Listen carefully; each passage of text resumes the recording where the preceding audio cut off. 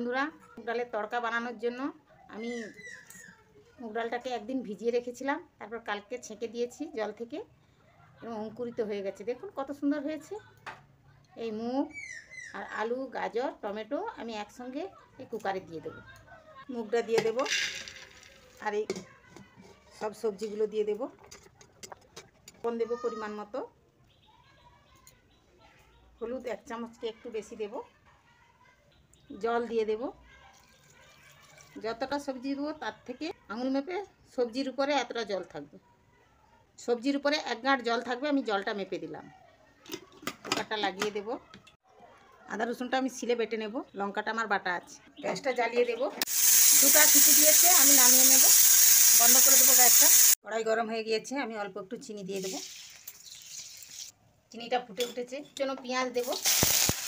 এত সময় কারেন্ট ছিল না, তাই অন্ধকার অন্ধকার লাগছিল। আদা রসুন বাটা দেব,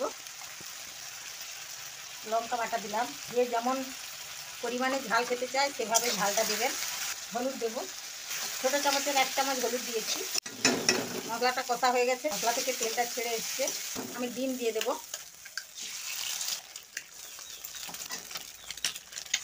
আমি 3টে ডিম দিলাম। ভালো করে মশলার সঙ্গে কষে নেব। আরও 2 বাটি জল দেব।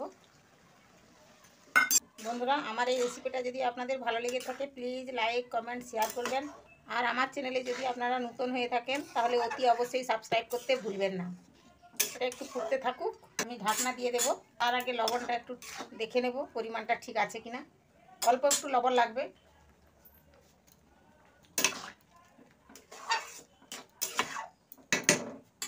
ঢাকনা দিয়ে দেব। বন্ধুরা দেখুন কত সুন্দর কালার হয়ে গেছে, দেখতেও কত সুন্দর হয়েছে। আমার এই তড়কাটা হয়ে গেছে, আমি নামিয়ে নেব। গ্যাসটা অফ করে দেব। বন্ধুরা দেখুন আমার তড়কাটা হয়ে গেছে, আমি নামিয়ে নিয়েছি।